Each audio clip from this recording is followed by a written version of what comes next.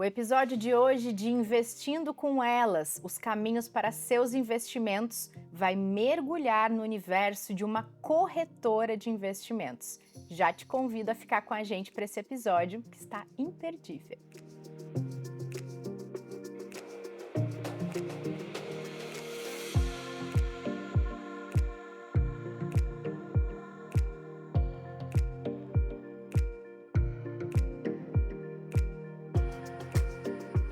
Bem-vindas e bem-vindos a mais um episódio desta série Investindo com Elas, os caminhos para seus investimentos. E hoje eu convido vocês que estão aqui na nossa audiência para um mergulho profundo no universo de uma corretora de investimentos, no mundo trader e como é exercer a liderança dentro desse universo e ser uma mulher dentro desse universo. Mariana Negri, seja muito bem-vinda a esse projeto tão legal aqui do Ion, que a gente quer conhecer mais sobre vocês, mulheres líderes desse mercado de investimentos tão desafiador. Então, bem-vinda. Muito obrigada, Rê, muito obrigada pelo convite. Estou muito contente, muito feliz mesmo de estar por aqui hoje. A gente quer te conhecer um pouco mais. E quem está nos acompanhando também quer conhecer um pouco mais da sua história, dos seus desafios diários e de como você lida com o seu dinheiro. Vamos começar por isso? O que é dinheiro para você, Mari? Dinheiro para mim acho que antes de mais nada é liberdade, é acesso. Acho que não é a única coisa importante na nossa vida, claro, mas ele é uma ferramenta, ele é um veículo para a gente não só comprar coisas, mas construir patrimônio, viver experiências, formar, né, sonhos, né, aliás, concretizar sonhos. Então, acho que o dinheiro ele é muito por aí. Ele é um veículo que pode ser muito mais bem utilizado, né, se investido, se a gente utilizar ali o planejamento financeiro como aliado. E seu conhecimento sobre isso que te faz ter essa relação hoje, começou cedo porque você iniciou sua profissão, sua carreira no mercado financeiro como trainee, né? Conta um pouquinho como foi o desafio desse início. É um mercado denso, né, Mari? Ele é duro muitas vezes. Ele precisa que as pessoas tragam a leveza, porque o assunto em si, ele é super pesado. Então, como é que foi esse início para você?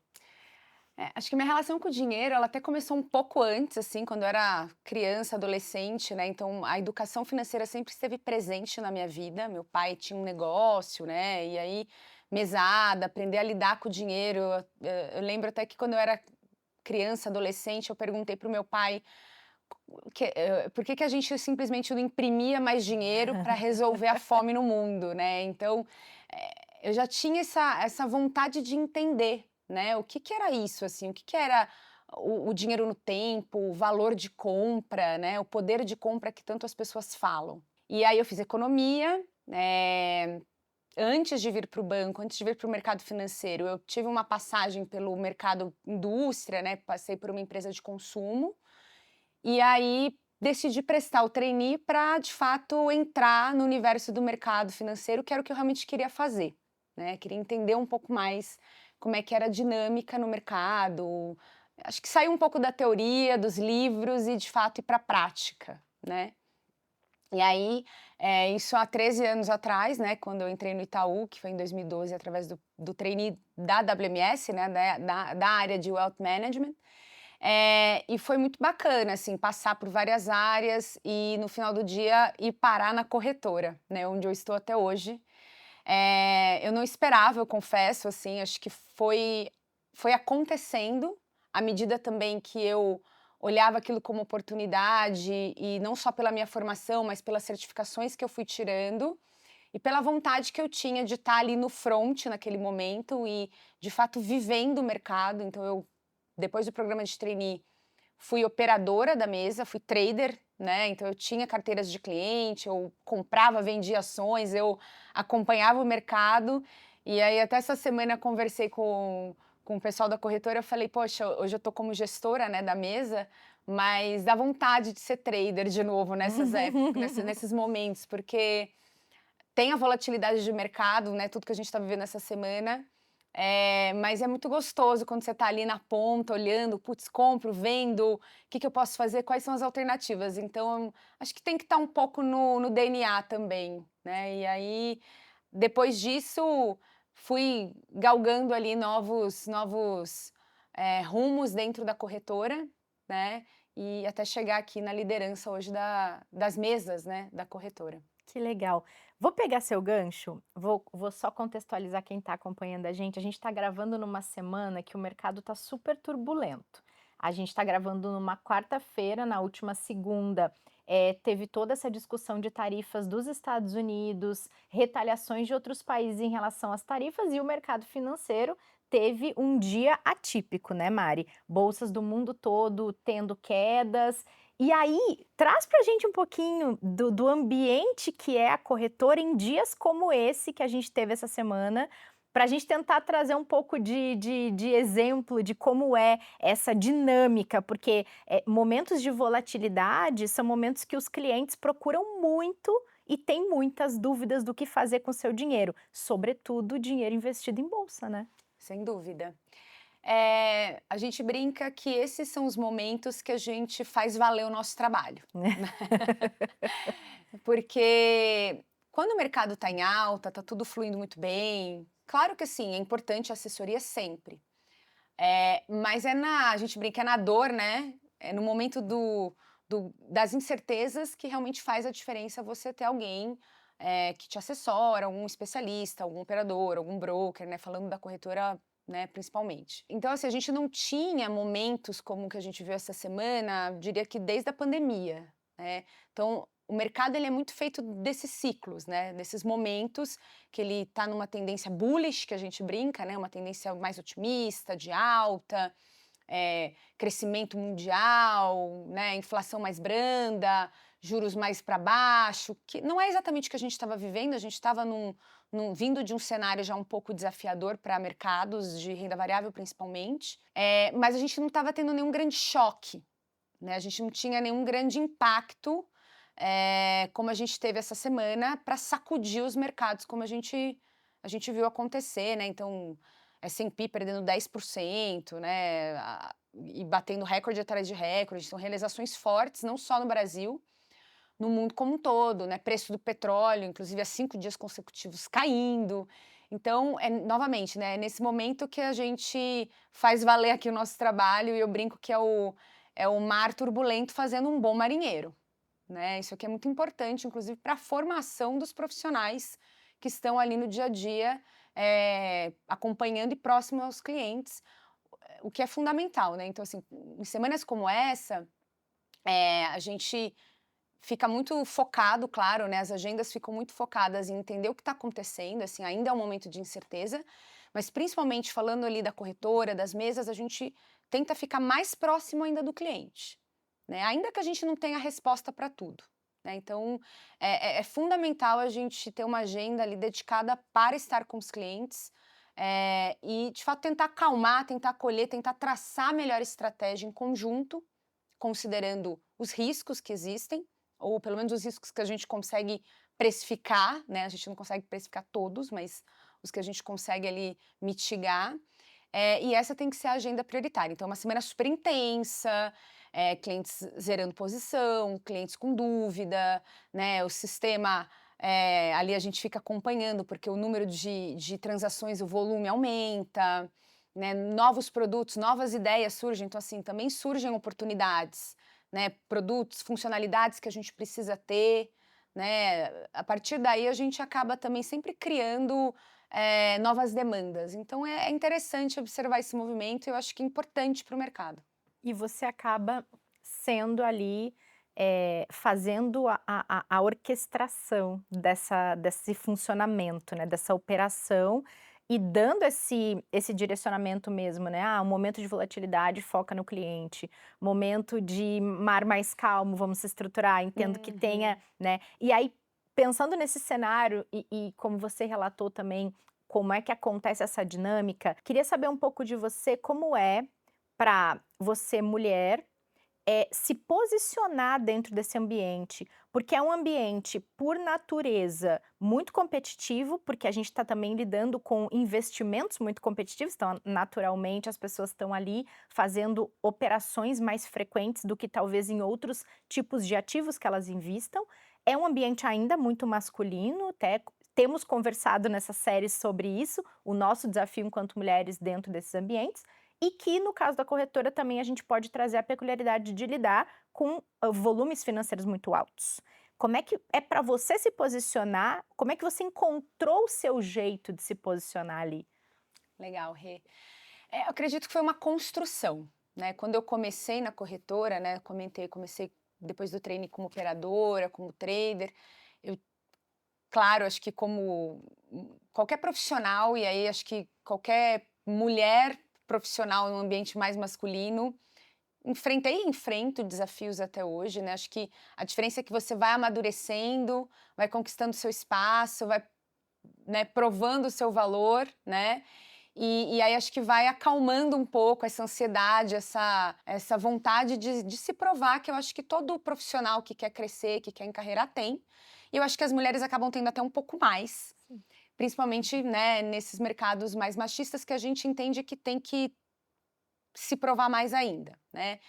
Então, acho que inicialmente na minha carreira eu enfrentei desafios de mostrar que eu tinha o meu valor, que eu poderia agregar, que eu era dedicada e que eu tinha vontade de fato, estar na instituição e contribuir com os clientes e com as entregas. Mas ao mesmo tempo, né, apesar de, sim, ter pessoas que ali vão estar sempre te julgando e te provocando e te testando, sempre tem muito apoio, né? E aí, tanto de mulheres que já estão nesse mercado, quanto dos aliados, né? Que a gente fala muito também, e principalmente nos dias de hoje. Então, eu tive todo esse apoio, né? E aí, conforme a minha carreira ela foi deslanchando, né? Eu fui de operadora coordenar um time, fui estruturar um time, depois eu voltei para a mesa como team leader, aí eu assumi como head da mesa, e aí como head da mesa, eu depois estruturei outras mesas, abracei outras mesas, né? Hoje todo o B2C que a gente, né, fala no mercado business to client, ou seja, o contato direto com o cliente na corretora, ele tá comigo, né? Tá na minha gerência.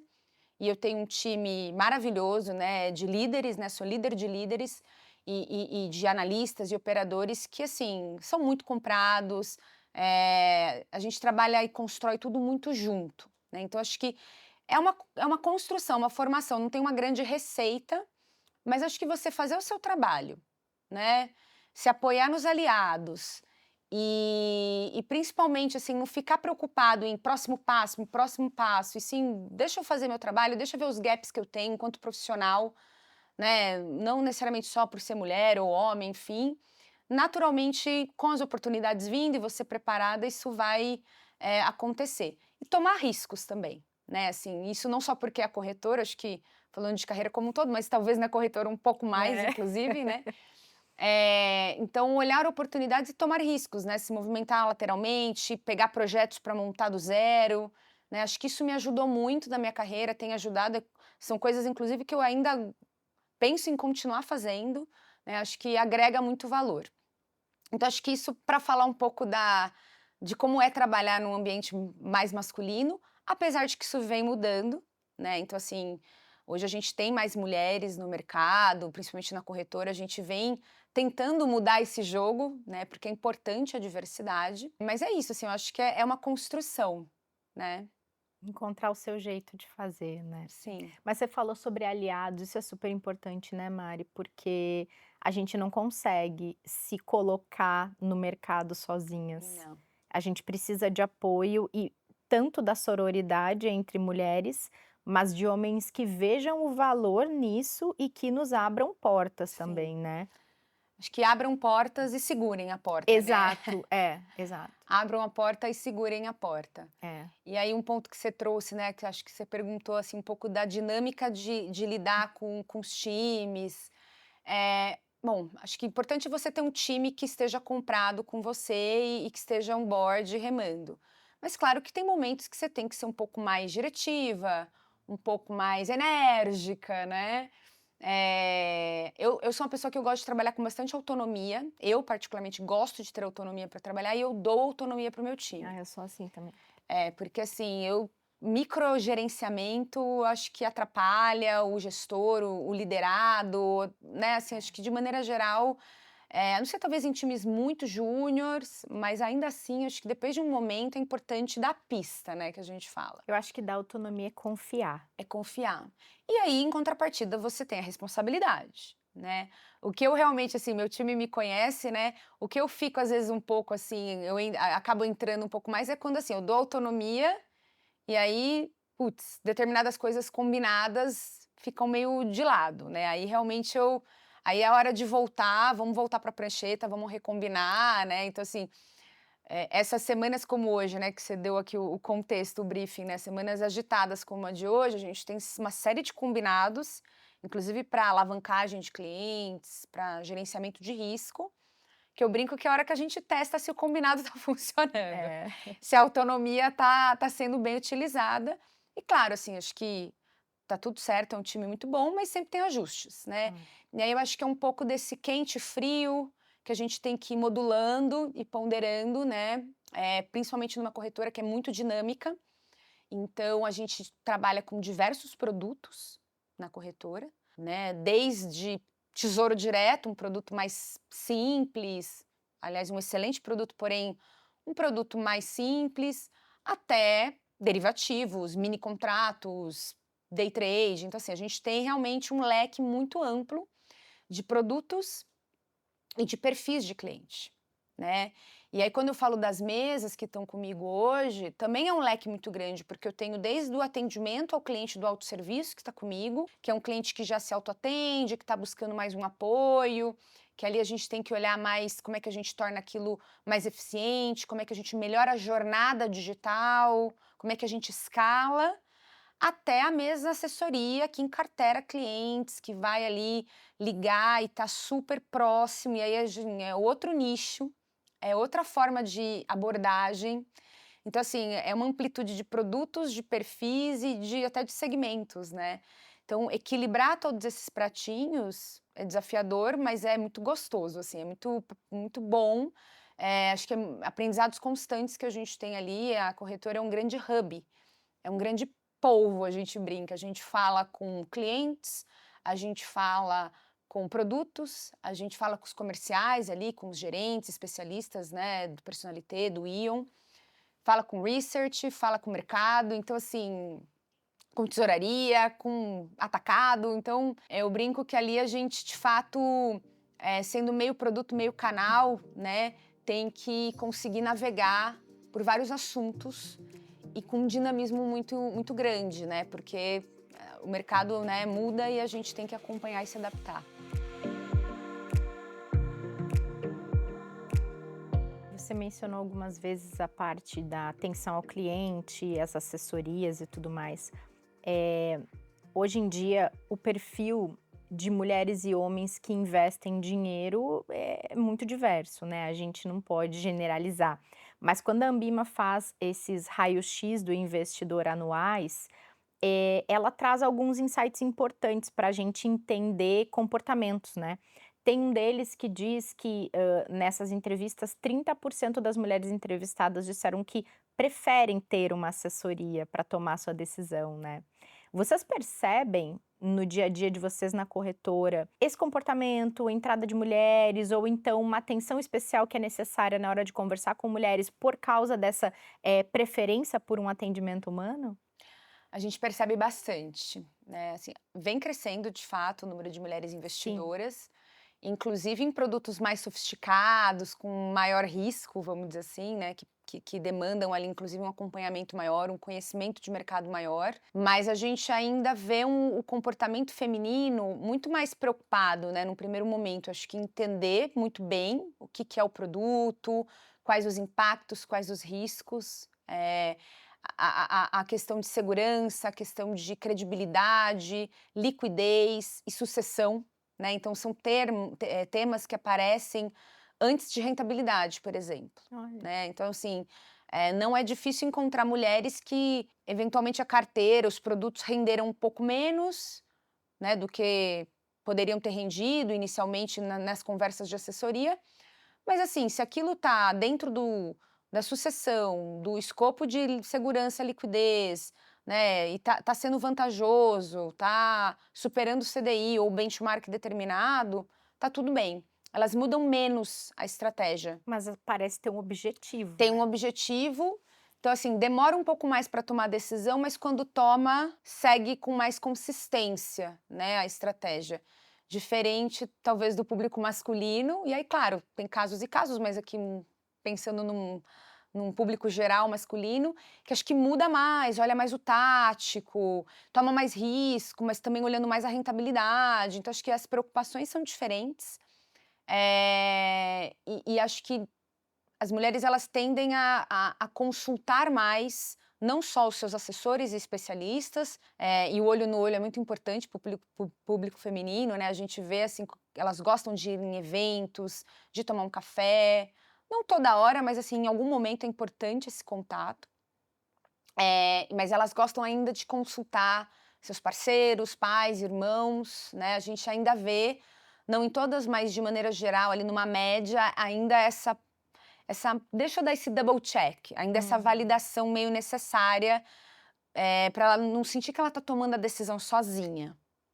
Como se dinheiro fosse coisa de homem ainda, É. né? E muitas vezes é o recurso dela, o dinheiro dela, muitas vezes, assim, a maioria das vezes, E é um contexto né. social, né, Mari? A É. gente trabalha aqui para tentar mudar, empoderar, mostrar que a mulher pode aprender e tomar decisão para o que ela quiser, para o dinheiro dela, mas a gente está falando de uma mudança cultural muito grande Muito. também, né? Vem mudando bastante, né, inclusive nos dados da B3 recente, de dezembro para cá, cresceu bastante o número de investidoras, inclusive em renda variável, Uhum. quase que dobrou, acho que 85% de crescimento nos últimos 5 anos, isso falando de produtos mais sofisticados, né, a gente já tem mais de 1 milhão de mulheres no Tesouro, também mais de acho que 1,3 milhões de mulheres na bolsa, né, olhando ali inclusive para este universo de renda variável, de ações. Acho que a diferença é que o homem ele vai procurar mais o swing trade, o swing trade é comprar e vender mais no curto prazo. Uhum. As mulheres elas vão olhar mais, por exemplo, as ações que pagam bons dividendos, que eu posso, a gente fala, carregar Solidez. a solidez e assim fazer o Sim. que a gente chama no mercado, né, vou fazer o carrego do papel. E aí chacoalha, elas pensam também antes de sair estopando, né, então vou novamente usar o cenário aqui dessa semana, né, porque estamos gravando na semana certa. Petrobras, por exemplo, caiu bastante essa semana, o preço do petróleo, enfim, né, não vou entrar muito na questão da ação em si, mas assim, é uma ação que muitos investidores têm. E eu diria que boa parte das mulheres que têm estão pensando se vão vender ou não ainda, porque tem outros pontos que precisam ser considerados, tem sido uma boa pagadora de dividendos, será que talvez não seja o momento de entrar um pouco mais? E acho que o público masculino, assim, dependendo, já zerou, já tá pensando, pô, vou comprar mais barato. Então, tem de fato essa diferença muito na forma de lidar com os investimentos. Já que a gente está falando disso, vou aproveitar e explorar um pouquinho a sua presença aqui.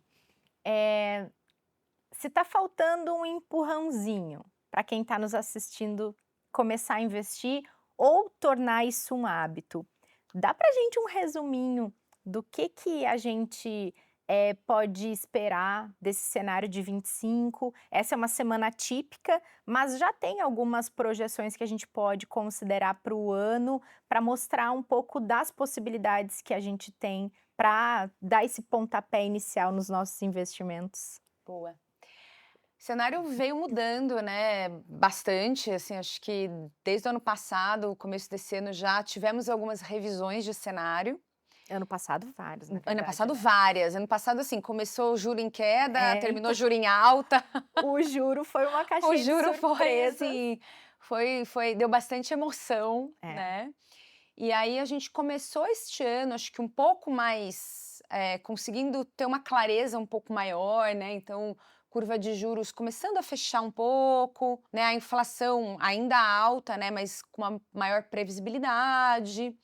E de repente, com todo o tarifaço aqui que a gente acompanhou, deu uma chacoalhada, né? Acho que, de fato, tem algumas incertezas ainda, né? Assim, é difícil de dizer o que vai acontecer daqui uma, Sim. 2 semanas. Ainda existe não está totalmente, não há um grande consenso no mercado, né? De fato, a gente tem analistas falando que esse movimento vai trazer um pouco de recessão mundial, outros falando que não. Então, aqui alguns um pouco mais bullish, outros mais bearish. Então, assim, acho que o mercado ainda está um pouco dividido. Mas o que eu entendo que é uma oportunidade no momento, né? Para quem ainda não está, mesmo para quem está e está ali repensando, se realoca, usa um pouco do caixa, né? Faz alguma movimentação. Renda fixa acho que continua sendo uma alternativa muito interessante, né? Renda variável também, apesar de que acho que o upside aqui está um pouco mais difícil, né? Então a gente tá com bolsa ali no seu 125, né? Fica entre 125 e 130. Subiu bem em março, realizou um pouco agora, mas quando a gente olha o upside até o final do ano, a gente tem, mas não tem um upside tão interessante quando a gente compara com a renda fixa, por exemplo. Então, para a renda variável, acho que existem oportunidades em stock pickings, que a gente fala, né? Então, talvez alguns nomes que podem ser interessantes de se olhar, né? E aí tem que entender um pouco mais, mergulhar um pouco mais aqui no universo de renda variável. Agora, olhando como classe de ativo, a renda fixa continua sendo uma classe de ativo muito interessante, seja IPCA mais, né? Então a gente está assim com projeções de inflação ainda acima da meta para este ano e para o ano que vem. Então, e todo esse movimento que a gente vem acompanhando pode ter impacto em inflação, né? Tanto nos Estados Unidos quanto no dólar, que também vai impactar a inflação aqui. Então, ter ativos protegidos, né, indexados à inflação com o juro real, que estão batendo as máximas, né, a gente tem IPCA mais 7, isso falando só do Tesouro, né, fora alternativas em crédito privado. Então, aqui me parece uma alternativa que é quase, como a gente brinca no mercado, no-brainer, né, é importante ter.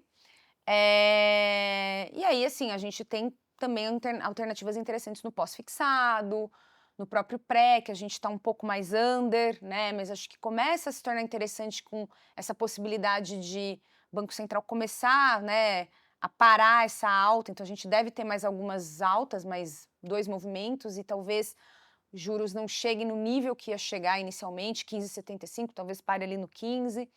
Então começa a ser interessante olhar também. Mas assim, primeiro nome que me vem na cabeça é renda fixa e crédito privado é uma coisa que eu gosto bastante, até por estar na corretora, né? Claro. Eu olho bastante, a gente ali olha bastante. Também é uma alternativa que eu recomendo aqui que se analise, que se olhe. Eu vejo esse cenário atual, pensando no ano, não só nesse momento turbulento que a gente está vivendo, mas como um bom encorajador para quem está precisando de um empurrãozinho para Sim, começar, né? Porque o risco mais baixo, ele já te mostra o potencial de rentabilidade, o potencial do juro composto, de uma forma sim. muito simples, né? E eu acho que é muito da disciplina, né, É, também aqui, assim. E acho que isso, até puxando o gancho aqui para o nosso tema, a mulher tem, é, mais que o homem, né? Então, talvez falte um pouco aqui de ir lá e testar, é. né? Assim, pensando nas mulheres que ainda não estão investindo, né? Acho que muitas já investem, né? Tá evoluindo. Acho que muitas ainda não investem ou investem menos do que poderiam, ou em produtos muito mais conservadores do que poderiam. E acho que aqui é a informação, é a orientação, é a educação financeira, que é importante e é parte do nosso trabalho, inclusive, né? Acho que a gente, eu me vejo junto ao meu time como esse agente educacional, né? Que tem que levar, né, essa orientação para o cliente, para as clientes aqui, principalmente, né? Falando das mulheres. E eu concordo, eu acho que é um excelente momento para parar e falar, poxa, o que eu não estou fazendo aqui que eu poderia estar fazendo pensando no meu futuro, né? Pensando numa construção de novo de patrimônio, na sucessão dos meus filhos, né? Como é que eu torno essa rentabilidade melhor? Né? Hoje eu estou num produto, será que outro produto com risco muito parecido não vai me trazer uns benefícios melhores? É que seja fiscal, seja em rentabilidade, seja em sucessão. Nossa, Tem tanta coisa para Tem tanta avaliar. coisa, né? Então, claro que vai muito do perfil, do momento de vida. Acho que tem uma série de variáveis, né? Não é uma receitinha de bolo ali. É algo que tem que ser personalizado, é importante. Mas acho que parte daí, né? Parte da vontade de buscar informação, de buscar orientação, de arriscar no bom sentido aqui, tentar coisas diferentes, coisas novas e ter a disciplina, ter a consistência, que aí isso, para mim, a mulher tem de sobra.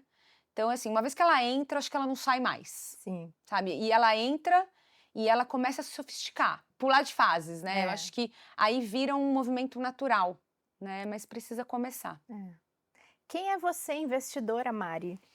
Qual o seu perfil? Do que você gosta de investir? O que tem na sua carteira? Boa. Olha, todo mundo acha que eu sou agressiva pelo fato de eu trabalhar na corretora, Aham. né? Mas eu sou arrojada. Já falo que o meu perfil é arrojada.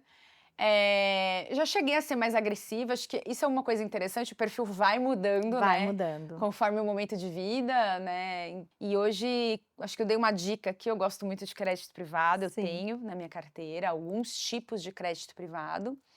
Eu gosto de nomes com rating melhores, então assim, eu sou uma pessoa que eu prefiro abrir mão um pouquinho de taxa para ter um nome ali com AAA, né? Eu prefiro os high grades e Confiabilidade. confiabilidade, né? Acho que fazendo jus aqui à classe feminina. É engraçado porque, assim, meu marido já é o contrário, ele gosta do high yield, assim, nomes que às vezes, um pouco diferente ali. Então, assim, em casa mesmo a gente tem bem essa dicotomia aqui que é interessante analisar. Eu gosto de CDBs, letras, inclusive de terceiros que também a gente distribui na corretora. Acho que são produtos muito bons e você tem desde a opção pré, IPCA, pós, tem o FGC. Claro que tem que ter cautela, né? Não dá Claro. para sair assim só fazendo isso na carteira também. Acho que a diversificação é importante, né? Ainda que seja em uma classe de ativo. E fundos imobiliários eu tenho também. Eu também. Eles não, eles assim, eles são um teste De estômago. mas eu gosto também. Eu gosto, eu gosto. Eu não posso operar não é que eu não posso, né, eu posso operar ações, alguns tipos de ação, mas eu tenho algumas restrições pelo Sim. fato de eu estar trabalhando no mercado, senão acho que eu até teria mais ações na minha carteira. Eu vejo algumas oportunidades que eu realmente fico com vontade, assim, Aham. esses movimentos de realização mais fortes, né, como a gente já viveu em alguns momentos da história, geralmente eles vêm seguido depois de uma recuperação, né, quando a gente não tem nada estrutural. E aí, às vezes, eu passo um pouco de vontade, mas tudo bem, né? Os clientes estão lá para isso, então eu recomendo para eles. Mas na minha carteira, especificamente, bastante renda fixa, com foco em crédito privado, olhando, claro, a questão do risco. E duration, né, que é o prazo. Então, assim, eu também não tenho nomes muito longos. Eu tenho, pensando em longo prazo, eu tenho a previdência, né? Um ativo importante de se ter. Mas eu prefiro olhar médio prazo. 3 anos, 2, 3 anos. E aí fundos imobiliários como a pimentinha ali, mas que eu gosto bastante também como uma alternativa de renda. Boa. Bom, a gente falou bastante você profissional, queria saber um pouco você investidora e queria saber você na vida, assim, quais seus próximos planos? Você casou recentemente, montou sua casa, eu fiz o meu dever de casa, gente. Montou sua casa. Aí eu queria contar uma coisa para quem tá nos acompanhando que eu não combinei, gente, mas assim, é, a Mari, ela canta lindamente. Ai, meu Deus. E aí, Mari, queria que você contasse um pouquinho, assim, você, fora da corretora pra gente, assim, como é, o que você gosta de fazer, o que você gasta o seu tempo super valioso, que é um dos maiores ativos que a gente tem hoje na vida, não é? É verdade. Tempo é um recurso finito, né? Finito. Olha, realmente isso aqui não foi combinado. Eu gosto. Bom, eu vou falar um pouco do que eu, antes de entrar no mercado financeiro, eu queria ter feito. Eu queria ter sido atriz. Olha! Acho que poucas pessoas no banco sabem disso, mas eu fiz teatro muitos anos, cheguei a me certificar como atriz, queria fazer artes cênicas. Recentemente, né, acompanhando o Oscar, né, o Ainda Estou Aqui, do Walter Salles, Fernanda, eu ficava lá, ai meu, que sonho, imagina que maravilhoso participar disso, né? Se eu tivesse seguido minha carreira artística, de cinema, quem sabe eu não estava lá na produção do filme, né? Já pensou? Mas, claro, né, aí mudou completamente, eu fui para um outro universo, apesar de que momentos como esse, para mim, são maravilhosos, porque eu tenho a oportunidade aqui de ter um pouquinho de contato aqui com a câmera, né, falar com as pessoas, que é uma coisa que eu gosto. Já sei de onde vem sua desenvoltura, então. Nossa, não sabia dessa. Eu fiz teatro um tempo, era uma coisa que eu queria, aí, né, fui mudando um pouco os objetivos, mas a arte, né, de maneira geral, sempre é algo que eu gostei de ter na minha vida, seja, né, indo em exposições, pintando, e aí recentemente eu voltei a fazer aulas de canto, né, eu fiz uma época no teatro, e aí eu voltei há 3 anos atrás, na verdade, eu fiz porque eu cantei La Vie en Rose no meu casamento, Ai, que lindo! em francês. E aí eu me desafiei a fazer isso, e aí assim, eu me descobri ali na aula gostando muito de fazer aquilo como um hobby, claro. E aí desde então eu engatei, né, e agora tô com novos planos ali de, quem sabe ter uma banda, aprender um instrumento, comecei Que a fazer piano. bacana. E acho que é um momento legal para desopilar, né, um pouco de toda essa dinâmica intensa que a gente estava falando aqui.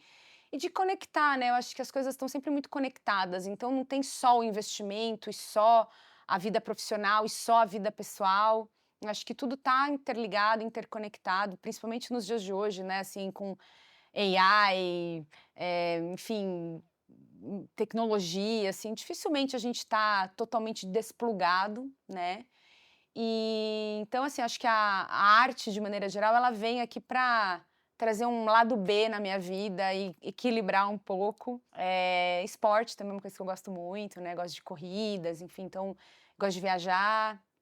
Então é onde eu consigo encontrar um pouco esses momentos de paz interna, assim, de conexão comigo e com meus familiares que também, né, meu marido também gosta muito de esporte, a gente se conheceu pedalando, né, Ah, que na legal. bike.